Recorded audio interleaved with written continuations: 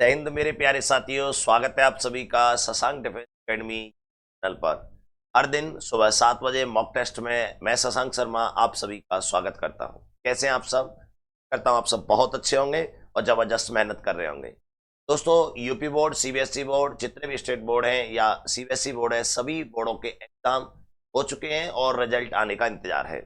Result 1 या 2 दिन के अंदर आ रहा है, तो मेरा उन सभी स्टूडेंटों से आग्रह है जो स्टूडेंट कंपटीशन की तैयारी करना चाह रहे हैं तो ज्वाइन कर सकते हैं Shashank defence academy, front of ASM polytechnic college Mathura में। ठीक है, हम प्रतिदिन सुबह आपके मॉक टेस्ट लेके आते हैं। मैथ के भी मॉक टेस्ट हम स्टार्ट करेंगे। 20 मई का आपका एयरफोर्स का एग्जाम है। चलिए, आज का जो मॉक टेस्ट है वो है 53 नंबर और इसमें हमारे पास क्वेश्चन जो स्टार्ट होने वाले हैं 1301 से लेकर 1325 तक हम आज की क्वेश्चन करेंगे।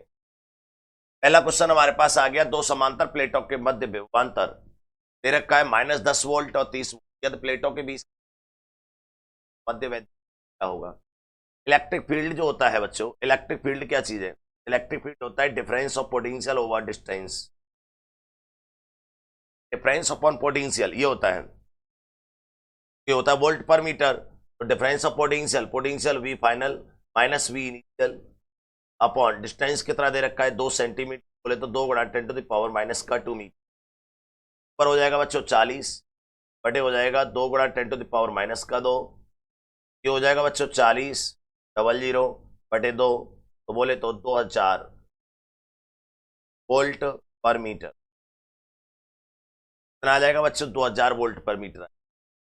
नेक्स्ट क्वेश्चन बच्चों, क्वेश्चन नंबर 1302। बेहतरीन क्वेश्चन बच्चों।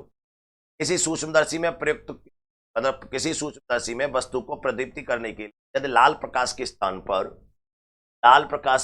पर नीले प्रकाश को ले रहे हैं, वेवलेंथ क्या हो रही है? कम हो रही है। लेंथ क्या हो रही है? कम हो रही है। यानी लाल प्रकाश की वेवलेंथ अधिक हो कंपेयर टू अदर कलर। अब वेवलेंथ कम हो रही है तो प्रयुक्त किए गए सूक्ष्मदर्शी की क्षमता, विभेदन क्षमता का मतलब होता है कि किसी भी चीज को बच्चों अंदर से चुभना। जैसे मैं आपसे बात करूं कि इसकी विभेदन क्षमता इधर से नुकीला अधिक होगी, इधर की तुलना में भाई जितना पतला होगा उतना अधिक चुभेगा। विभेदन का मतलब होता है चुभना बच्चों, ठीक है। और वेवलेंथ का मतलब होता है मोटाई। वेवलेंथ का मतलब क्या होता है? मोटाई होता है, ये होती है वेवलेंथ। तो कोई भी वेव है वो जितनी मोटी होगी वो कम चुभेगी और जितनी पतली होगी उतनी अधिक चुभेगी। आपने क्या किया? वेवलेंथ कम कर दी है, वेदन क्षमता क्या हो जाएगी? बढ़ जाएगी। क्या हो जाएगी बच्चों? बढ़ जाएगी। Question number 1303। Dual atom gas के लिए सीपीओ व सीबी की वैल्यू बतानी है। सीपीओ व सीबी अपॉन सीबी होता है गामा, और गामा होता है 1+2/f।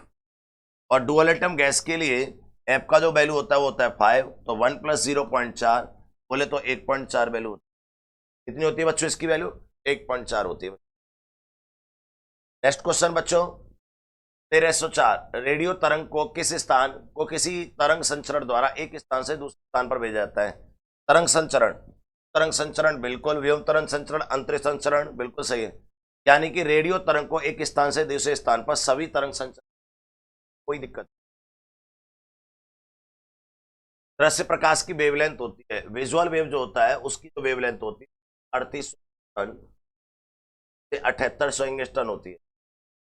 इसको आप लगभग लिख सकते हैं 4000 एंगस्ट्रॉन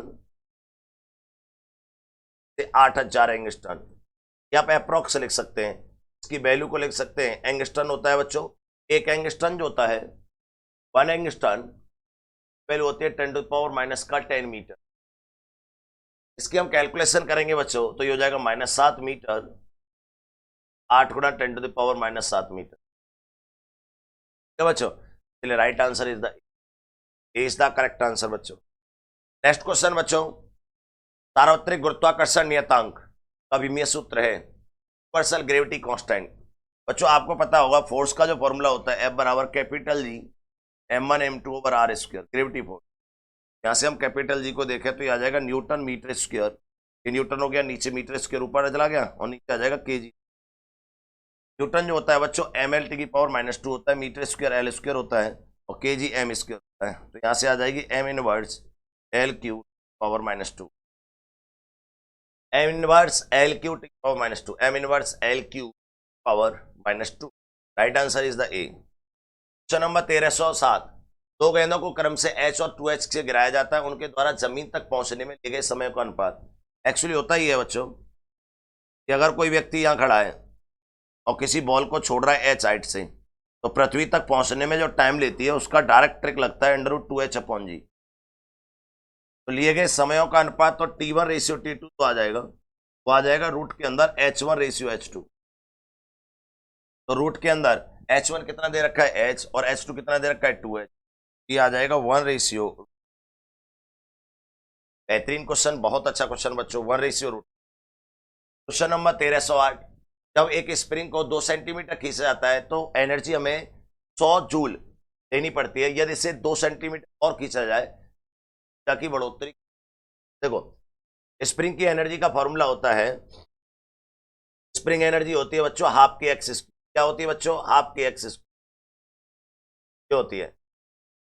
अब इसने क्या रखा है कि ई इनिशियल और ई फाइनल, तो हाफ के कट जाएगा तो एक्स इनिशियल बटे एक्स फाइनल का होल स्क्वायर। हाफ के कट गया इसका, देखो हाफ के जो था हाफ के एक्स स्क्वायर, हाफ के एक्स स्क्वायर, ये कट गया यहां से, ये कट गया। इनिशियल डिस्प्लेसमेंट दे रखा है 2 सेंटीमीटर, कितना दे रखा है 2 सेंटीमीटर, तो मान लिया। ये फाइनल में 2 सेंटीमीटर और एक्स्ट्रा मांग रहा है, पहले इनिशियल में ये दे रखा है 2, फाइनल में स्प्रिंग को और 2 खींचा, और 2 खींचोगे तो 2 और 2 कितना हो जाएगा 4, दोनों का होल स्क्वायर कितना हो जाएगा 1/2 का होल स्क्वायर, बोले तो 1/4। इसका मतलब आपको फाइनल एनर्जी जो रहेगी वो इनिशियल एनर्जी का कितना रहेगी, 4 गुना रहेगी, 4 into initial energy. Initial energy तो इसने कहा है डिफरेंस कितना होगा बच्चों, initial energy E final minus E initial. E final कितनी है 4E इनिशियल माइनस ई, बोले तो 3E। अब एनर्जी इनिशियल निकाल लीजिए आप, इनिशियल एनर्जी कितनी आ जाएगी आपके पास, ई बराबर हाफ के एक्सिस। आपके के कितना दे रखा है बच्चों, के बारे में कुछ कहा है नहीं कहा, तो एनर्जी दी है 100 जूल, बस एनर्जी बस 100 जूल दे रखी है, तो आपको डायरेक्टली वैल्यू दे रखी है, कितना हो जाएगा बच्चों 300 हो जाएगी 300 जूल, हो जाएगी 3 और इनिशियल एनर्जी 100 है तो आ जाएगा 3। की कंडीशन है भाई, सीधा सीधा फंडा है स्प्रिंग का। स्प्रिंग की कंडीशन क्या है, ये है एक स्प्रिंग है, स्प्रिंग को आप खींच रहे और स्प्रिंग को खींचने के लिए आपको एनर्जी लगानी पड़ेगी आपके। नेक्स्ट क्वेश्चन 1309, पानी का प्रश्नाव किस ताप पर न्यूनतम होगा, मैक्सिमम टेम्परेचर पर। टेम्परेचर मैक्सिमम होगा तो सरफेस टेंशन मिनिमम होगा। सर्वाधिक टेम्परेचर 0 डिग्री सेंटीग्रेड, 25, 60, 75, 75 पे सबसे कम मिलेगा। अगला 1310, जल की 2 बूंदों का व्यास क्रम से इतने इतने सेंटीमीटर, दोनों के अंदर दाब आधिक्यों का अनुपात होगा। ड्रॉप के अंदर जो बूंद होती है, ड्रॉप के अंदर दाब आधिक्य होता है वो होता है अंदर रूट 2T अपॉन, मतलब T/R, डेल्टा P बराबर 2T/R।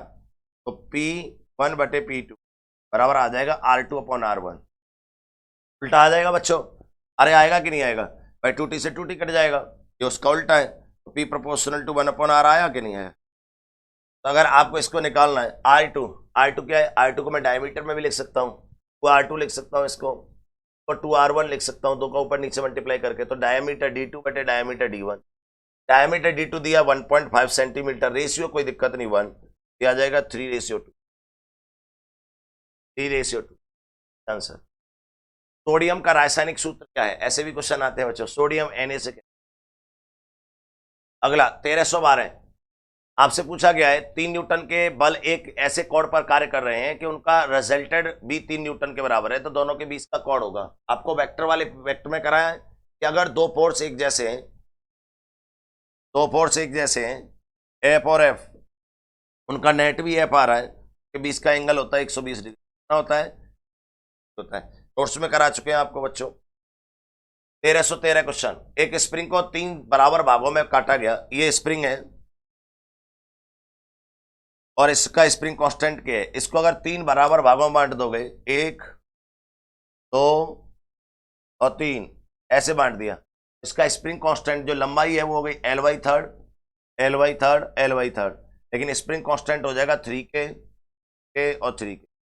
तो लंबाई का और स्प्रिंग कांस्टेंट का मल्टीप्लाई जो रहता है वो कांस्टेंट रहता है, उसको नहीं कहा था, ये हो जाएगा 3K। अगला, निम्न में से कौन सा ऊर्जा की इकाई नहीं है? एनर्जी नहीं। कैलोरी ऊर्जा की इकाई है, सीजीएस यूनिट है कैलोरी।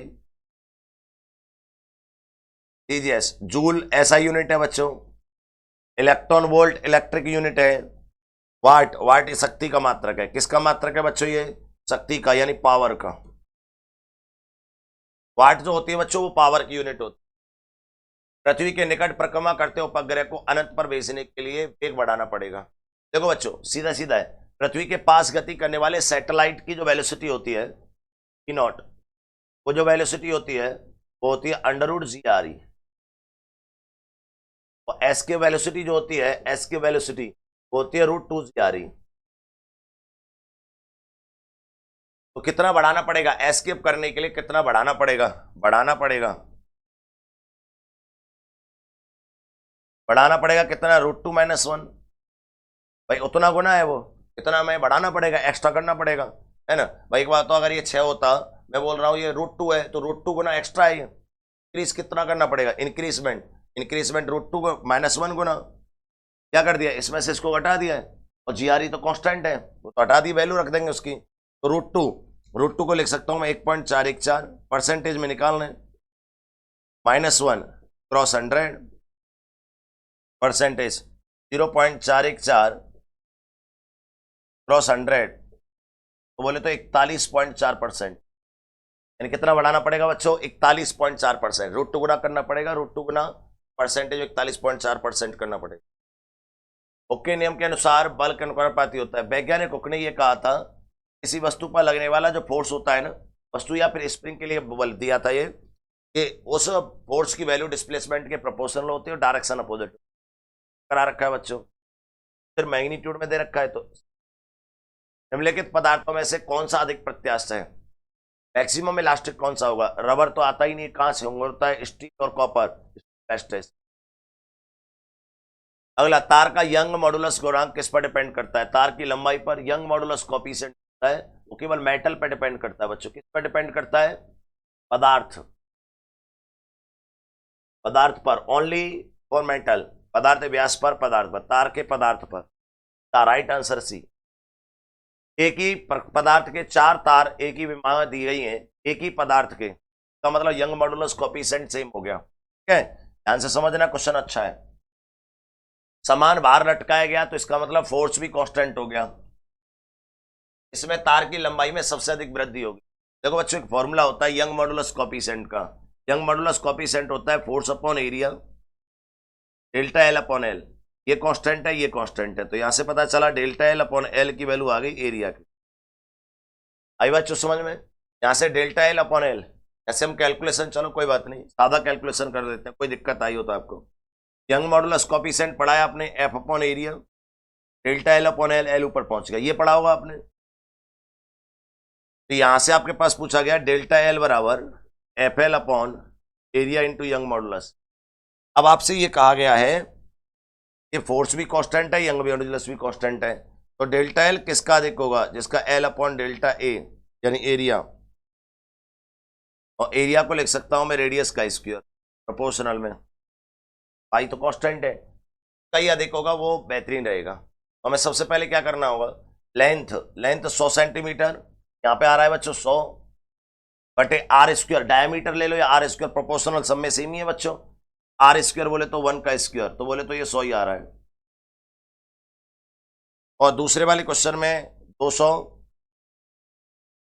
बटे आर स्क्वायर 4, तो ये 50 आ गया। तीसरे वाले में क्वेश्चन में 300 बटे आर स्क्वायर, ये मिमी में दे रखे हैं, कोई बात नहीं, यूनिट सबकी सेम दे रखी है, तो का 9, और ये दे रखा है 50 का स्क्वायर, 50 अपॉन 0.5 का स्क्वायर, तो ये 200 हो गया। और ये हो रहा है 9 3 27 30 पॉइंट कशु के लमसम। समझ रहे हो? इसलिए सबसे बड़ा कौन आ रहा है? 200 आ रहा है। तो यानी कि वो वायर में अधिक प्रसार होगा का डायमीटर 0.5 मिमी का और लेंथ 50 सेंट। ध्यान रखिएगा। क्वेश्चन नंबर 1320, दो ग्रहों की त्रिज्याओं का अनुपात दे रखा है, घनत्व का दे रखा है, उन दोनों ग्रहों पर सतह पर गुरुत्वीय बच्चों स्मॉल जी जो होता है वो होता है कैपिटल जी एम ई पर आर ई स्क्वायर। लेकिन हम इसे कैपिटल जी एम ई को लिख सकते हैं 4/3 pi R cube into rho बटे आर स्क्वायर। ये कट जाएगा, बचेगा बच्चों 4/3 pi rho into R into capital G. तो बच्चों कैपिटल जी गया और 4/3 पाई गया, रो और आर बचा है केवल प्रोपोर्शनल में, proportional to rho into R. अब आपको निकालना है रेशियो 1/G2 G1/G2 बराबर रो1/रो2 इंटू R1/R2। रो1/रो2 रेशियो 3, R1/R2 रेशियो 2, आ जाएगा 1 रेशियो। दोनों पर ग्रेविटी एक्सेलरेशन आएगा। क्वेश्चन नंबर 1321, पृथ्वी के केंद्र से r दूरी पर स्थित किसी बिंदु, तेरा केंद्र से r दूरी पर स्थित किसी बिंदु पर गुरुत्वीय त्वरण का मान और r छोटा है, यहां पर g निकालना है। बच्चों ये अलग डेरिवेशन होती है, इसका फॉर्मूला अलग तरीके से आता है। फॉर्मूला क्या आता है, स्मॉल जी की वैल्यू आती है जी डैश, तो आती है कैपिटल जी, अंदर अंदर निकाल रहे हैं बच्चों, कैपिटल जी आपने फॉर्मूला पढ़ा होगा। तो जो स्मॉल आर जो होती है डिस्टेंस, तो डिस्टेंस के अकॉर्डिंग जो रहता है जी का मान, तो ये रहता है जी डैश बराबर जी 1 - d/r रहता है।